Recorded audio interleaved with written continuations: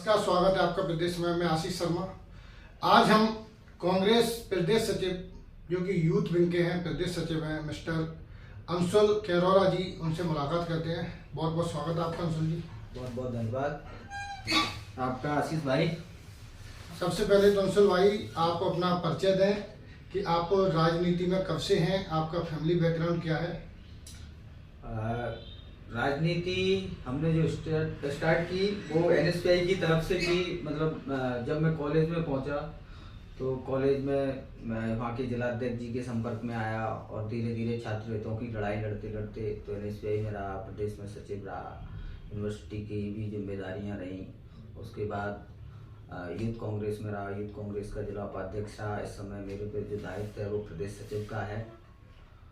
और आज हम जो बात कर रहे हैं वो कर रहे हैं लोकसभा की, क्योंकि 2024 चल रहा है और बहुत जल्द लोकसभा के चुनाव होने हैं।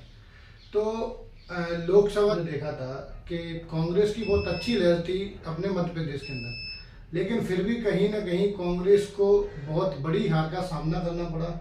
इतनी कांग्रेस को उम्मीद नहीं थी कि हम इतनी बड़ी हार का सामना करेंगे। तो क्या रीजन रहा कि कांग्रेस को अपनी हार का सामना करना पड़ा? कांग्रेस को हार का सामना नहीं करना पड़ा, कांग्रेस को हार का सामना नहीं करना पड़ा, पर कांग्रेस ईवीएम के सामने जरूर हार गई। पूरा प्रदेश कांग्रेस में था, सब जगह कांग्रेस की लहर थी, भारतीय जनता पार्टी से हताश थे लोग। और हम और लोगों की बात ना करते हुए युवा हैं तो युवाओं की बात करें, रोजगार की बात करें और शिक्षा का जो क्षेत्र है, मतलब जब से मध्य प्रदेश में इनसे बनी है उस समय शिक्षा का क्षेत्र तो डूब ही गया है। बिल्कुल मतलब बात ही नहीं हो रही है, बात अन्य विषय पे हो रही है। दूसरी बात, अगर कांग्रेस का कोई भी हमारा शीर्ष नेतृत्व कहीं अगर बात करे किसी से तो ईडी, मतलब 150 घोटाला है। लेकिन बीजेपी तो कहती है कि उन्हें लाडली बहनों ने जिताया, ये कहाँ तक सत्य है?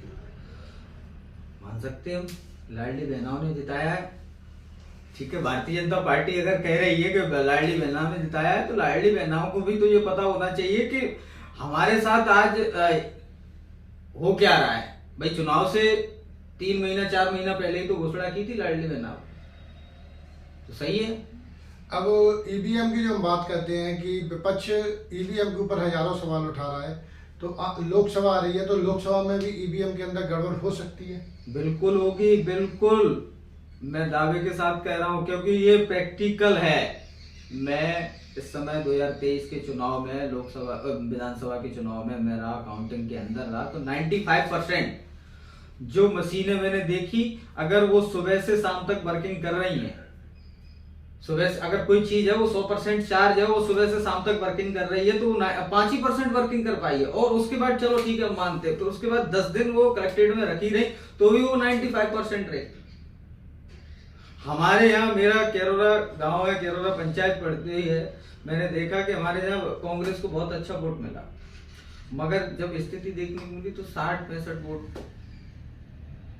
अभी कांग्रेस में 3 से 4 प्रत्याशी जो है दावेदारी ठोक रहे हैं, तो आपके हिसाब से कांग्रेस पार्टी में किस उम्मीदवार या कैसे उम्मीदवार को टिकट मिलना चाहिए?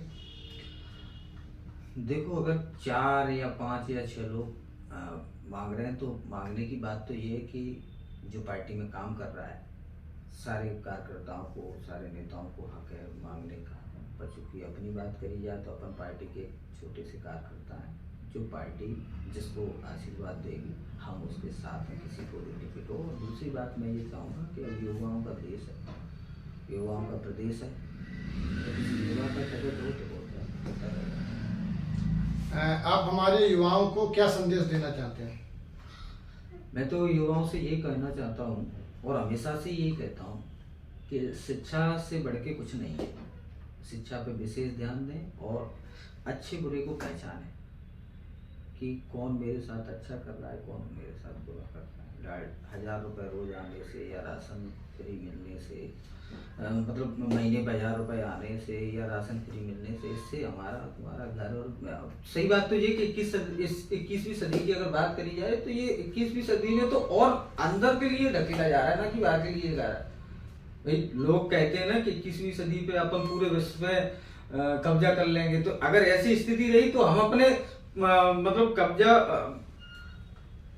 एक जैसे महंगाव है, गांव से निकल के महंगाव पे कब्जा नहीं कर पाएंगे तो जिला तो कहां से करेंगे?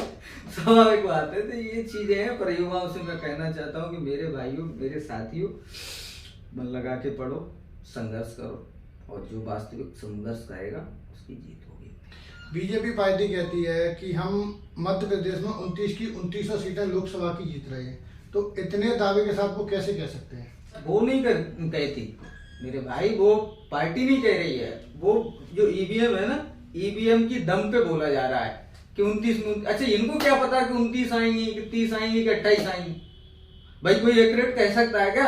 हमने कोई चीज रखी है तो हम ये बता सकते हैं कि भैया ये मैंने रखी है, मगर मेरे को ये पता नहीं कि बंद एक लिफाफे में कोई सामान रखा है तो मैं दावे के साथ कैसे कह सकता हूँ कि इसमें यही रखा है, कि इतना रखा है? तो उन्हें तो पता है कि हमने जो विधानसभा किस तरीके से जीती है, और लोकसभा भी हम किस तरीके से जीतेंगे। अभी हमारे जो कुछ साथी हैं, समाज सेवी साथी हैं, जिनमें कुछ फौजी भाई भी हैं, वो एक जो अपनी भिंड ग्वालियर 6 लेन हाईवे है उसकी मांग को लेके लगातार ज्ञापन दे रही है। उन्होंने अभी जीतू पटवारी जी, उमन सिंगार जी को भी ज्ञापन दिया था, और कल गोहद में आपने देखा था कि उन्होंने राष्ट्रपति के नाम एसडीएम साहब, तहसीलदार साहब को ज्ञापन दिया था। तो इस मामले में आप क्या कहते हैं?